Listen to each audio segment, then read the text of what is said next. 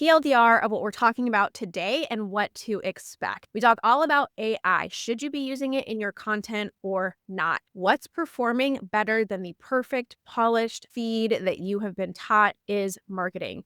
Kesha, her new album. I know you haven't heard that name in a while, but this is what's up with her and why we haven't heard anything. TikTok updates and why you want to know what's happening in order to protect your personal brand and why you're going to be wanting to create behind the scenes content more than anything else right now. Ready for this weekly digest on what is happening in personal branding, marketing, and content creation that converts? Let's dive in. Welcome back to the Tease podcast, where we talk weekly about what's happening in personal branding, marketing, and content creation. Every week, we will bring you updates on what we're seeing as popular, effective, while also still grounded in the core principles of how to be successful in creating a digital presence. So I'm Michelle Poolani Houston, the founder of To Be Honest Beverage Company. It's a non-alcoholic functional spirit brand, as well as personal branding strategist for digital presence and brands.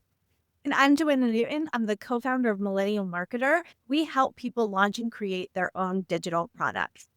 I love that intro, Michelle, because I loved hearing you say the name of our new podcast. Tease. This is our second episode for Tease in this new style, where we are bringing you basically a weekly digest of all of the things that you need to know about marketing. So if you are an entrepreneur, if you are a content creator, if you are trying to grow your business or your personal brand in this personal space, please subscribe to the show. We also have a Substack that you can join to get updates delivered to your inbox every week, so you know exactly what's going on in the marketing and content creation world. Today, we have a lot to talk about, but I'm going to start with talking about my beverage of the day, what I will be sipping on while we chat. And it is like my favorite thing that I make all the time. It's just a very simple brown sugar iced latte that I make home with espresso, brown sugar, and oat milk, and that is anything super fancy. But I love it. It's very tasty. It's like when I go on vacation and have to get coffee out, I'm often disappointed and wish I had my homemade coffee. The other funny thing that I was thinking that I was making this today is it's a half calf. It's like one shot of caffeinated espresso, one shot of decaf espresso. When I was in my early 20s, I would like laugh at people who got decaf and always felt like, what's the point? Why would you drink decaf? But as I've gotten older and I'm almost 40, if I drink too much caffeine, I can't sleep at night. So You know, things change as we get older. This is happening. That actually sounds super fancy. It's something that I feel like someone would hear and be like, oh, that sounds really decadent. It's delicious. And I make it at home, and they're not even that expensive. Like, people pay like $8 for a drink like this, and I think it costs me $1.25 or something, like, with the ingredients that I use. Amazing. And if you like it more than when you get it out, that is important. So today I'm drinking, I actually got this. I never get it. I'm not a coffee drinker. So I used to work in coffee shops when I was younger. That was kind of where I started in the working world. Worked at, I don't know, 4 or 5 different ones, Santa Barbara, San Diego. Actually, I don't think down here in San Luis Obispo, but across California. And I used to drink a ton of coffee, like big gulp size coffee, and do like mixed things in it. I used to really love Irish cream syrup. Yes. And I've always pretty much been dairy free. So it'd be some sort of almond milk, oat milk, alternative milk option with Irish cream syrup and coffee, which I used to love. But today I picked up this brand. I don't remember the name of the brand, but it's a strawberry almond milk matcha latte. So I actually haven't even tasted yet. So we're going to taste. Oh, it's good. It's simple. I get matcha when I go out, but for me, the cafe is like the experience. I never really ever just get drinks to go. It's always when I'm going to a coffee shop, sitting down, working, or like having an experience like meeting a friend, meeting my dad. I kind of grew up in coffee shops. That was kind of like one of the activities that we would do when I was younger. And so for me, it's an experience. It's not just about getting the drink, you know? Yeah, I think like little rituals and things that make a day feel special are so important. So make sure when you listen to us and you listen to Tease, grab your favorite drink and just hang out with us, right?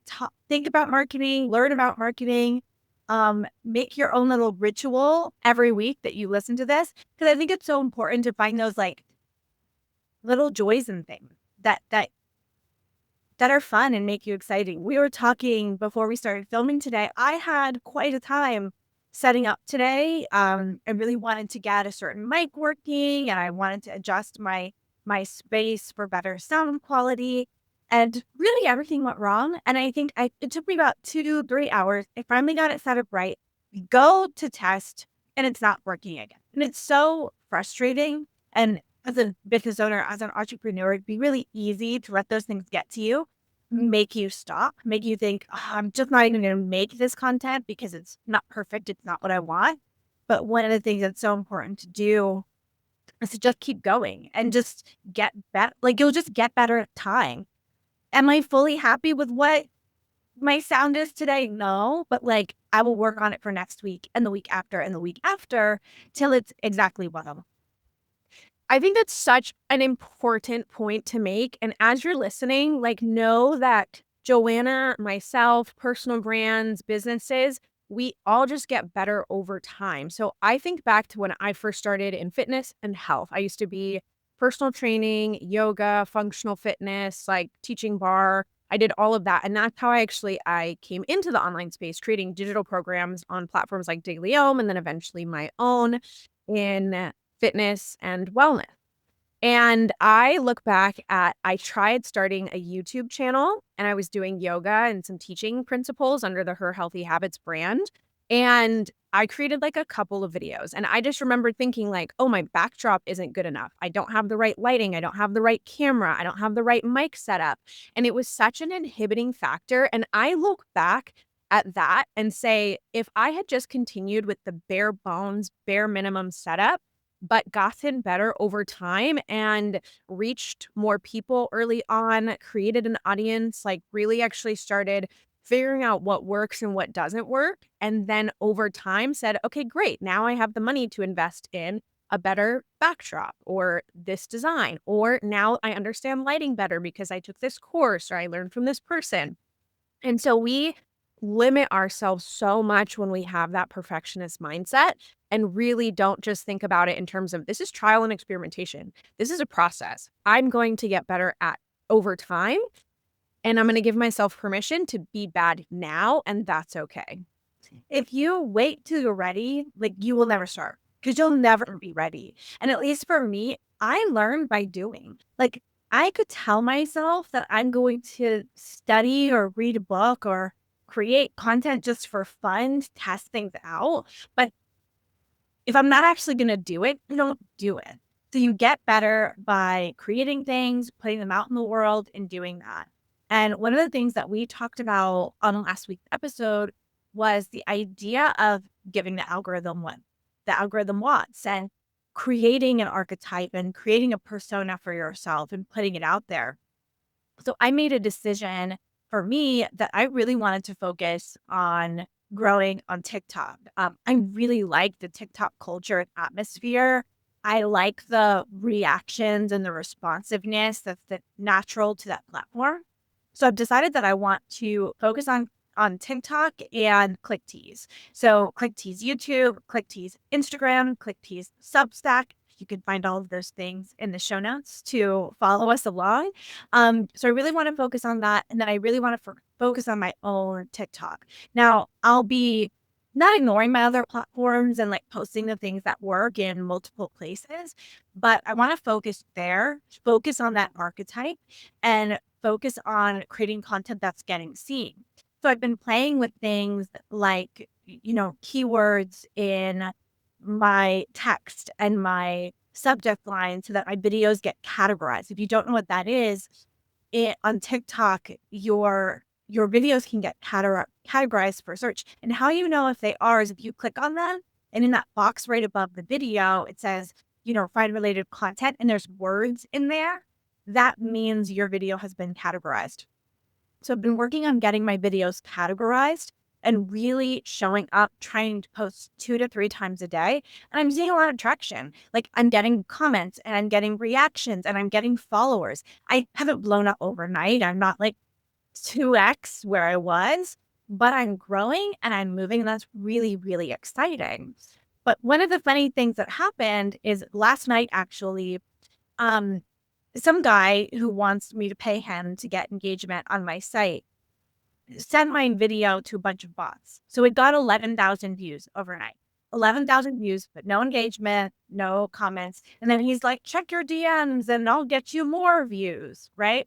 And I think a trap, if you're really going after trying to grow, you are going to get scammers who want to put your content, want you to pay them to put your content in front of bots so it gets more views. Don't do it. Don't do it. Don't do it. Don't do it. Fake engagement does not a business make. Like, truthfully, I think that there have been I mean, I'm sure that as you're listening to this, you have also gotten DMs, gotten emails. I get constant reach outs from people about, hey, let me do this for you. Hey, let me do that for you. Some of them are legitimate, like some of them are legitimate sales outreach for agencies or people who can offer a service. And if I assess the service and I think it's good, I'll trial them. That's fantastic. But there are so many things about getting more views or looking at vanity metrics, as we call them, that aren't actually getting the engagement. And it's so funny. So I have been working on optimizing my personal brand. So we'll get into the story longer at some point on the podcast, but ultimately closing down Her Healthy Habits was a big decision and pivot for me to kind of let go of where I started in the online space and transition fully to personal branding, marketing, and messaging through my personal brand. And with that, I have a ton of content, literally like 70 pieces of content, short form videos that I've just been sitting on that I've never published. And I'll share with you plenty about this because I relate and resonate to the lack of being consistent. Like, I can do a lot of things. I am super productive. I can check a lot of boxes, but for some reason, the consistency is really hard for me. And so I have been looking through AI tools and platforms and strategies to be able to approach like idea to execution and distribution as fast as possible, because I've realized that the quicker and the faster you can fail and execute, the better off your business will be, the more that you will grow. It's kind of that idea of like waiting for perfectionism, sitting behind the scenes, doing the courses, doing the programs, focusing all on strategy. You have ideas after ideas after ideas in documents, but they don't actually see the light of day. And so for me, that was getting out of that place of these distractions, this business, I'm pulling in this direction. And so I scheduled out 20 days of posting 3 times a day to all platforms via an AI tool that I'm using, or not AI tool, but like a software tool, right? And we'll see how it goes. I'll update you when I have like more information and more metrics to share. But I am just so grateful to have it off of my plate. I don't have to think about it. I don't have to worry about it. It's posting 3 times a day. And then it opens up the space and opportunity for me to be able to create content more easily from here. And I'm already getting like lengthy comment questions or like engagement, which I didn't really expect. I was just like, I just got to get it out there. I don't really care about the result or anything else, but starting to get views, starting to get likes, starting to get saves, and then like actual people commenting and having a discussion. And that's where the business is made. And that's how you're going to grow. And that's how you're going to eventually make sales and convert those people. I and love I love that. And I love that you're finding something that works for you. It's so interesting because in this world of marketing gurus and people telling people what to do, like you really have to find the system that works for you. And like Yeah, this 100%. 100%. And the system that you just shared with me would like not work for me. Like it would not work for me. It's not how I create content. It's not how I work, not how I think. The idea of like making 30 pieces of content in one setting and then schedule like that just sounds like torture to me. You know what I mean? But because and for me, it was actually really funny. We talked a little bit on past episodes of this podcast about human design when we were here first, and your human design profile. And this actually matches my human design profile really well. But I'm very good at like reacting to things.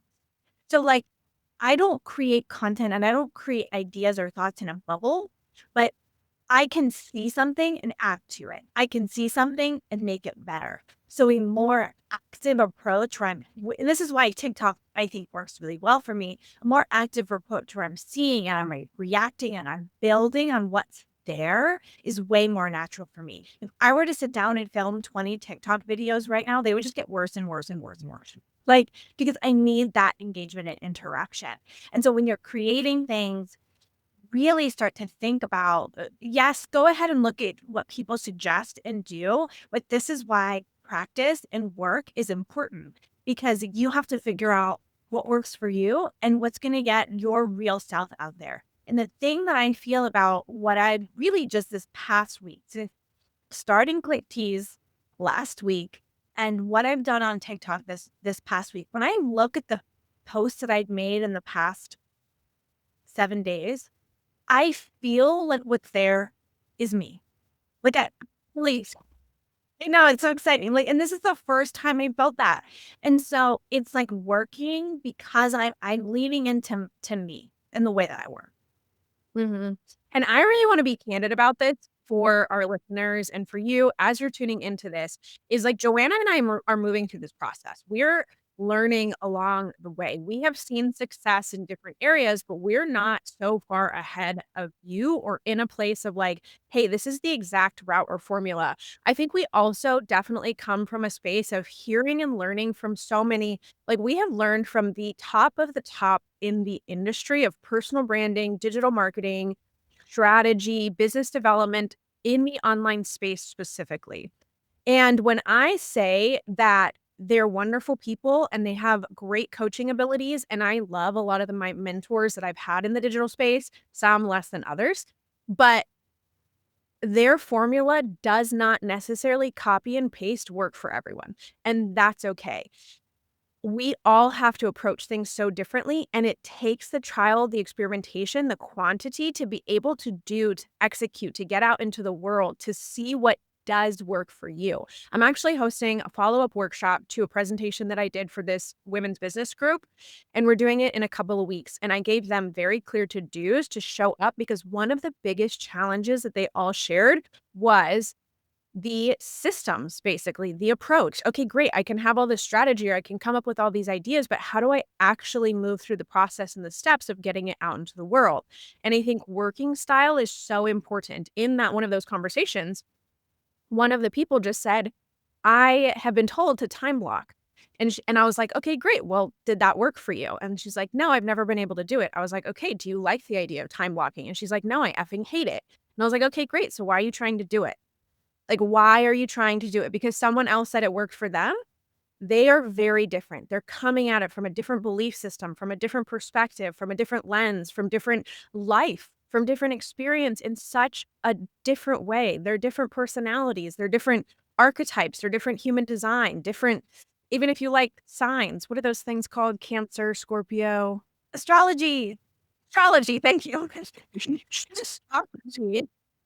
You know, we're all such different people, and that's the beautiful thing about personal branding and the digital age that we are in today with social media. This is such a beautiful, wonderful time to be alive, to be able to express yourself so authentically, so organically, so originally, and in a unique way that there is a niche for you.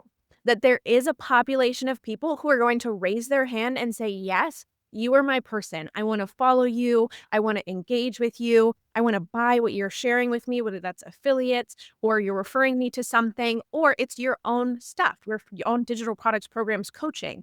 And it's a beautiful thing to recognize that we literally have the opportunity to be anything that we want, do anything that we want, have the freedom to go anywhere that we want, and establish the life that we really desire. And I just think that's a beautiful, beautiful, wonderful thing. When you think about the idea of following a guru, right? Like looking at a guru's strategy, doing what they say to grow, there's a massive problem with that.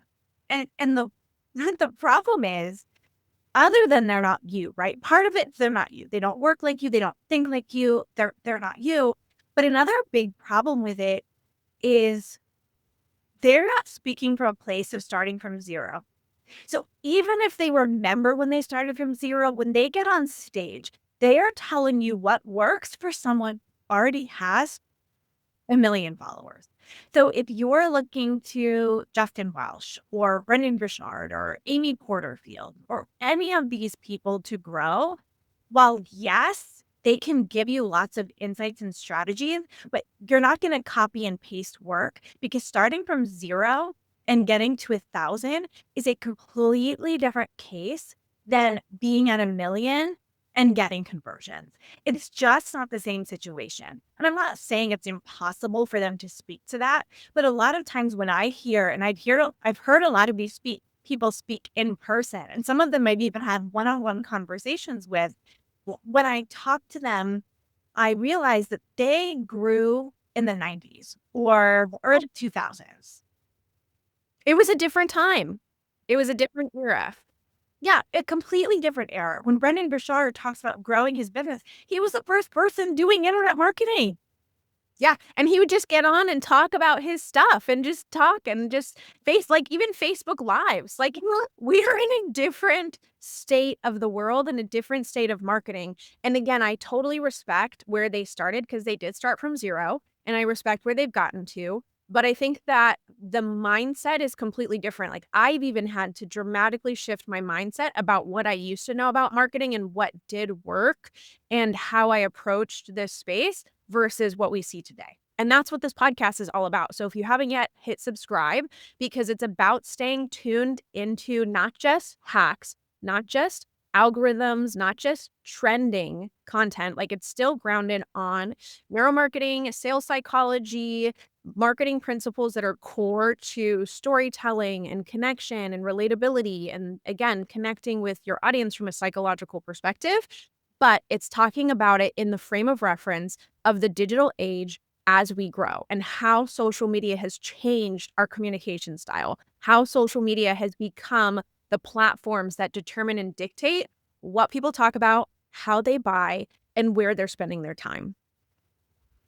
Yeah, and I love this. I love this shift for us because I wish I had them. Like I wish I had Absolutely. but instead we're making it. And one of the things we're going to make sure we do every week, while we talk about these topics, we also want to bring you updates for things that have changed or that are changing or happening. So if you're building your personal brand, you're not like caught off guard, but then you're also not having to like read and sift and find all of the things. Like we will be kind of your eyes and ears in this world. And one of the things that happened this week that a story we're going to be following and talking about is the possibility of a new TikTok app being created. Now, if you remember, earlier this year, there was a chance that TikTok was going to be banned and it was actually gone for like about 2 days, I think, and then came back. But the US government doesn't want this app with all of our data because it's Chinese and whatever. We won't get into the politics of it. But it came back and they're still pushing for a US a sale. But what could be happening is that a US version of that app is going to be created.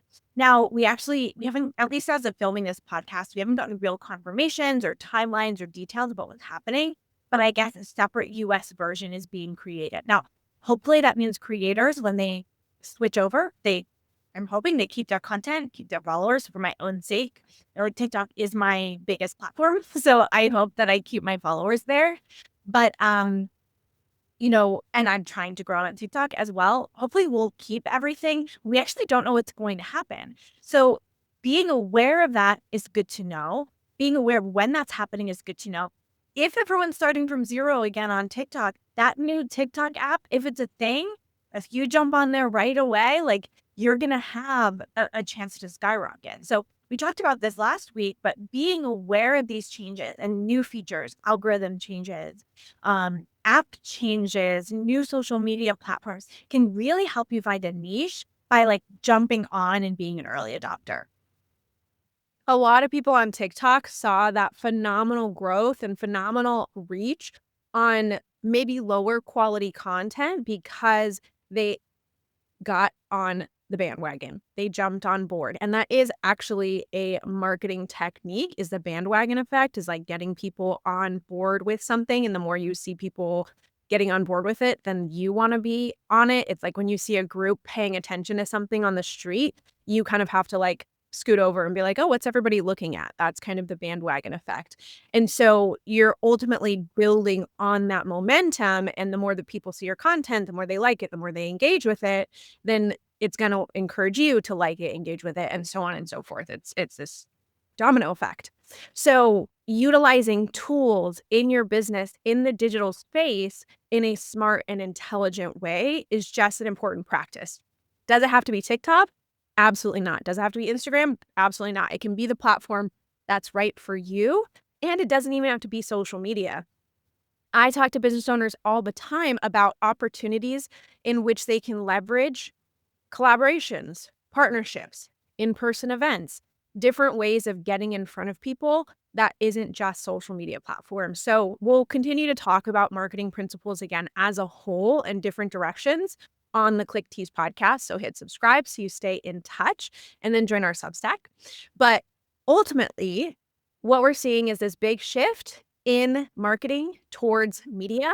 And I think social media is the reason and the driver of that change. So a lot of what we talk about does center around that social media space. And it's one of the best organic, free, accessible tools that you can use, especially if you're operating off of a low budget, you're just getting started, you don't know your offer completely, you're figuring out your audience, and you get to test. I just put out a video about this, but I think it's so important for us to just consider low follower count as a blessing, that this is our time to iterate. You know, people get up to the hundreds of thousands, millions, and I watch creator after creator go through some type of cancel culture issue.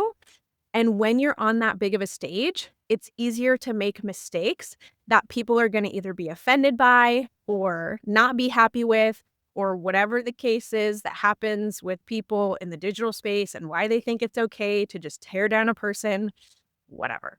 We won't get into that. But I do think it's important to say, I have a small amount of followers right now, so I'm going to love and embody this time to figure out my voice, to tune into what I want, to align my energy to the content that I'm creating and get that out in the world and see what works and see what doesn't.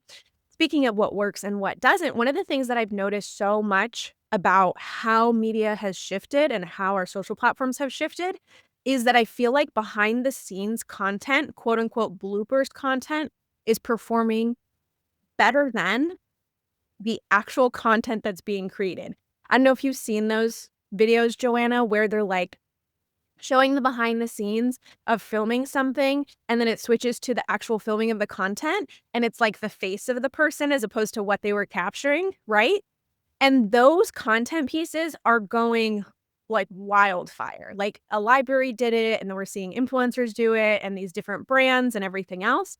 And so I think we've had definitely a shift in instead of course, the polished content, which we talk plenty about. People don't want polished anymore. They don't want perfect.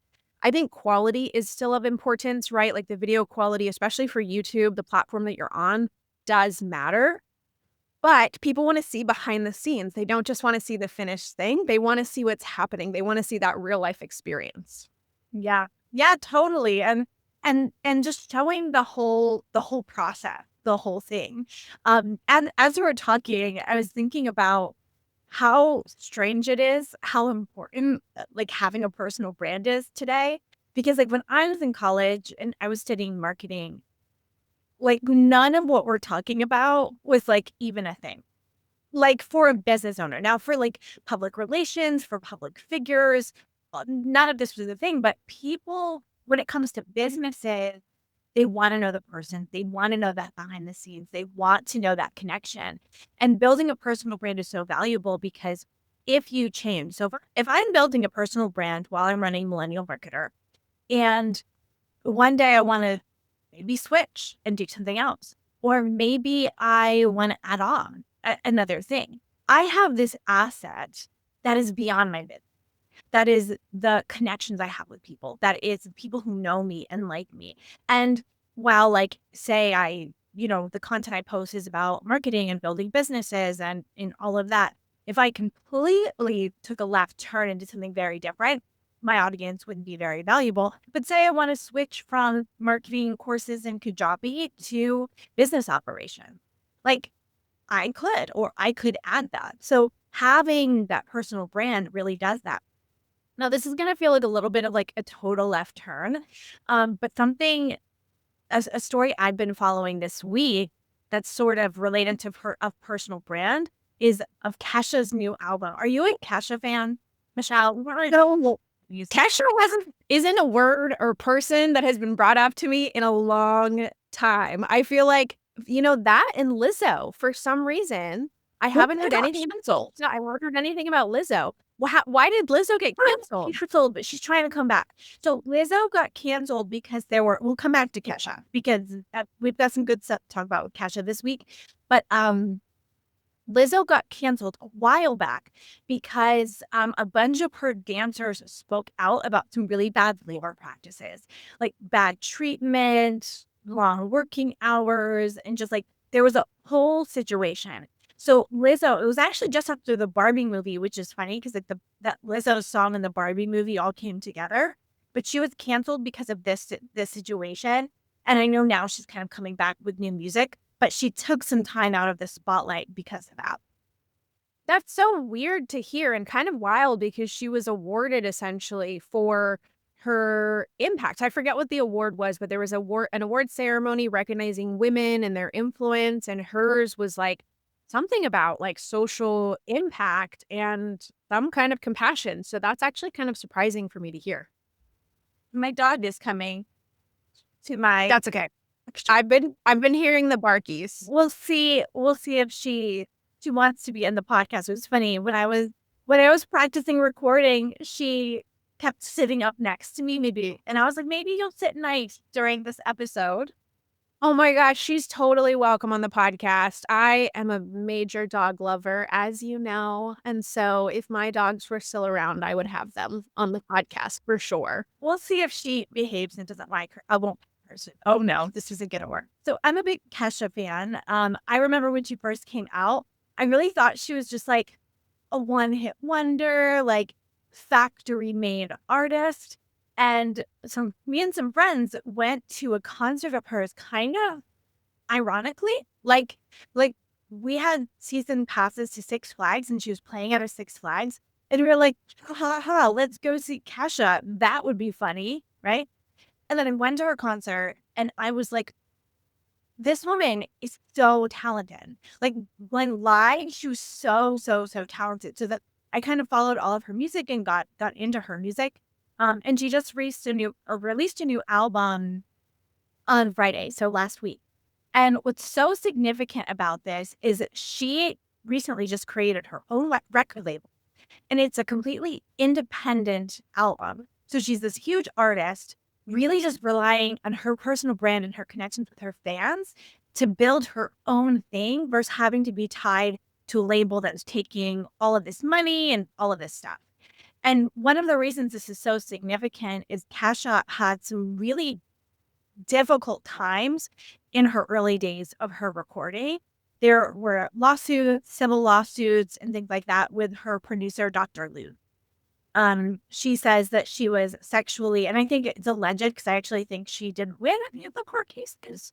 So it's a lot of like he said, she said situation, but he abused her, drugged her, raped her while recording her albums. So Sure. going out, becoming independent, becoming her artist, and is actually going to re-record all of her music, similar to what Taylor Swift did. So she's really taking back and owning her content and doing it in a powerful way. And people think of Kesha like her lyrics are often kind of like lewd and sexual and about partying and all of these things, but she actually has this amazing brand, an amazing story, and just such a testament to like going out and being on your own and getting past abuse and getting past those tough things and saying, you know what, this industry is broken. Like the music industry is broken, treats women and individuals terribly. So I'm going to go do something else. I'm actually going to her concert in a couple of weeks, which I'm really excited for. But it's just like I was watching some TikToks of her, of clips of her concert so far, and got like teary eyed about her just like really owning her identity, which is a really powerful thing. Beautiful things about that is one, the power of a personal brand. It really does matter to create something that is yours, that is you, and that is authentically aligned with your values and what you want to bring to the world. Because when you do want to pivot, when you do want to evolve, you can do that. And I feel like I've had to give permission to clients and to people when I've talked to them in the past because they don't want to pigeonhole themselves into one thing. Well, if I focus on this, if I choose this niche, if I just talk about this, well, then I'm always going to be that person. And granted, yes, you do get known for that thing. That's a positive thing when you're building a business and you're selling products around it. But you can evolve, you can change, you can grow. We've watched so many personal brands and people in this space who have been able to evolve, even businesses. Businesses who start with a core mission don't always execute on the same products over time. It could be decades into their actual business, and they started with books. Let's say Amazon. They started with books. Do you know what they are now? Grocery store, Audible, which is actually like a digital app, still books related. They do all different kinds of industries and things that they sell online, but they started with books. So it's okay to have that focus in the beginning, and it's okay to shift that focus and give yourself permission to evolve and grow with your brand. I think it's such a terrible and sad thing that this is such a common story for people in the celebrity space. I feel incredibly privileged because I don't really have a ton of exposure to that world. I live in San Luis Obispo. It's a freaking small town. I've been with my husband now. We've been together for almost 14 years. He's incredibly respectful, supportive, and I've only ever known really wonderful men. But what we hear and see so often in music, acting, all of these women who are coming out and speaking out about, of course, top. They're speaking out about sexual assault, sexual harassment, these experiences that they've had while filming, while recording, while doing these things.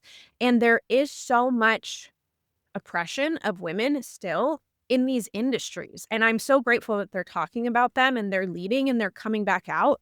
But it also makes sense. Sometimes you see just the external side of things, right? With someone like Kesha. Okay, I haven't heard of Kesha in a while. When her music first came out, fun, party, we were younger. It connected. It was great to listen to. And then she goes away and you just think like, oh, she just got burned out or her music wasn't successful, or you kind of make these assumptions. But she probably experienced some seriously traumatic things and had to step away for her personal mental health and to recover from that. Now, her ability to come back into the industry and then own her content, create the record label, I think that's a beautiful, powerful thing that's encouraging. We see it in Taylor Swift, who we love to talk about on the Click Tease podcast. But Taylor Swift is the epitome of a personal brand that connects, that converts, that has evolved over time. She's continued to evolve, but people still love her. And she still faces criticism and she still has people who don't like her music at all, but it doesn't matter because she has carved out her way of being and it's authentic and people love that and they relate to it. And then storytelling. Storytelling is such a powerful piece of a brand, of a business, of your content. And that is the way that we're seeing marketing going is storytelling, being able to capture a story in essence and have the viewer relate to it, have them feel emotion. That is what we need to focus on more when it comes to marketing our brands and businesses. Yeah, and I think with AI being used for content, it's also that storytelling that's going to make you stand out because AI cannot tell you. AI Yeah. can refine your story. AI could take what you've already made and put it into other pieces of content. But your story and your ability to tell a story and share a narrative, that AI can never do. And that's what's going to set you apart. So when you think about Kesha, when you think about Taylor Swift, when you think about some of these big name people, or even just other creators that are coming back. Think about the creators you like and you follow. It's probably because they're sharing a narrative, they're sharing a story that like makes sense to you, that relates to you, that connects with you. So if you want to be able to grow, you have to be able to get your narrative out there and tell a really good story. And here's the thing about AI. We are seeing so much evolution in the AI space. I mean, VO3, Google, all the other platforms, like we've got AI content creation. We've got graphics, we've got video, we've got copywriting. Obviously, strategy, approach, we've got AI systems. One opinion about AI that I will share for you as you're listening and starting to kind of sort through which direction should I go with that AI? Which tool should I use? I'm seeing all these things go out there. Keep in mind that everything is based around like a handful of language learning models, predominantly ChatGPT. There are core platforms like Gemini, ChatGPT, Claude, who represent, I think, like our three big heavy hitters in the AI space. But every other adjacent and offshoot AI tool is using their language learning model and essentially plugged into their API portal, right?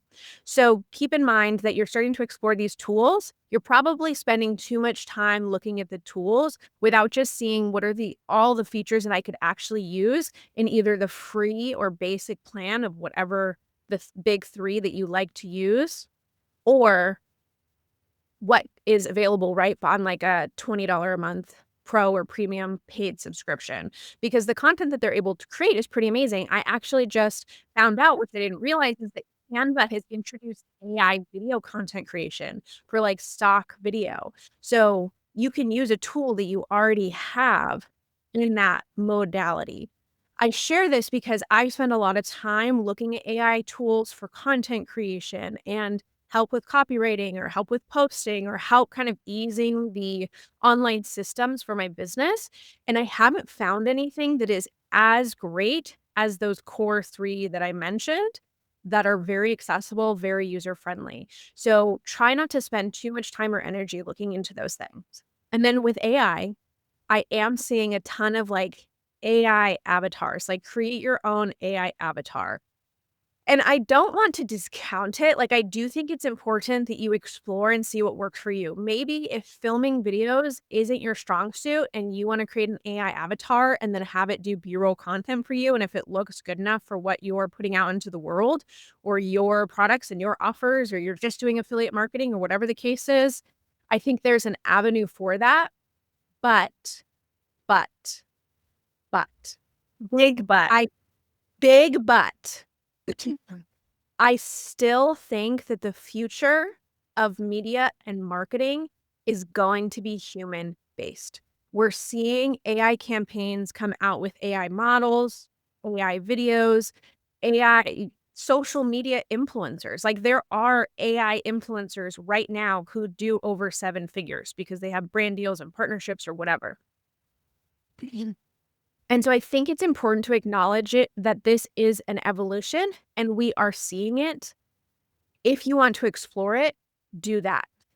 But don't feel like you have to go that direction, and recognize that AI is not necessarily going to take over your authenticity, your story, your ability to be human and connect. And I still think that as we evolve and grow, that humans are going to want to connect with humans. I am using AI as much as I possibly can to understand it, to leverage it. I think that you need to in order to be able to grow in business the way that we're looking at scale, and just people's ability to execute is like an AI system in the back end of your business is going to be operating more effectively, more efficiently, and to be able to do more in order to keep up with the way the business is moving.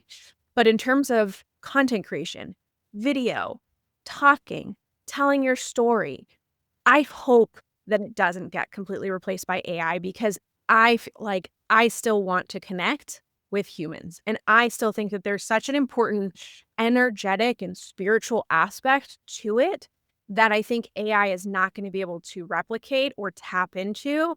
And that's how I feel about AI. That's the direction. Stay informed, stay up to date, explore it, give it a try. but know that I do not think it will replace you, especially if you're in it for the long term. Like, if this is your career, if this is what you wanna do for the rest of your life, I know that people can get online, they can make some money. Maybe they close their brand in a year or 2, or maybe they make what they want and they do something else. They get back into the business, like, the work world. But if this is your thing, if you're creating a personal brand for speaking on stages, for being on podcasts, for selling your own digital products and programs, I don't think AI is going to carry you there. And I think you need to instead work on your skills of public speaking and storytelling and brand persona and creating that archetype. That's my 2 cents. Yeah. I'll say two things about AI before we wrap up today's episode.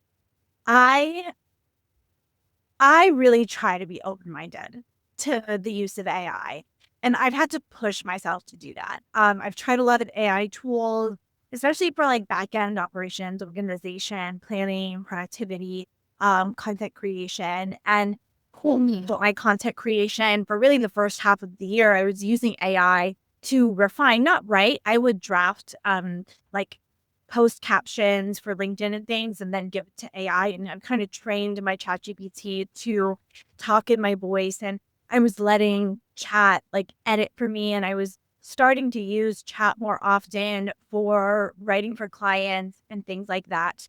And I I don't think it works for me.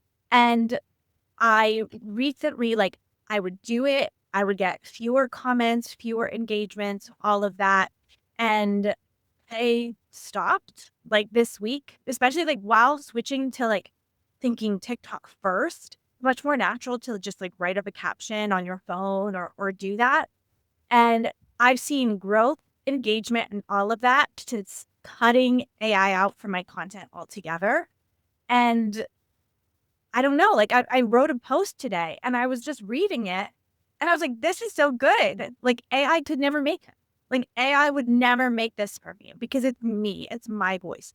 So, again, I really waffle on this because I think my content is so much better when I don't use AI and when I don't use it, and so I I almost wanna, like, as I've crept into it, I'm, like, walking back. I'm like, "Ugh, this just isn't it's not for me, it doesn't work for me," and that. I will also say, thing too about it, if my daughter's over my shoulder looking at what's on my phone or what I'm looking at, and she sees an AI photo that I didn't even notice was AI at first, she notices it.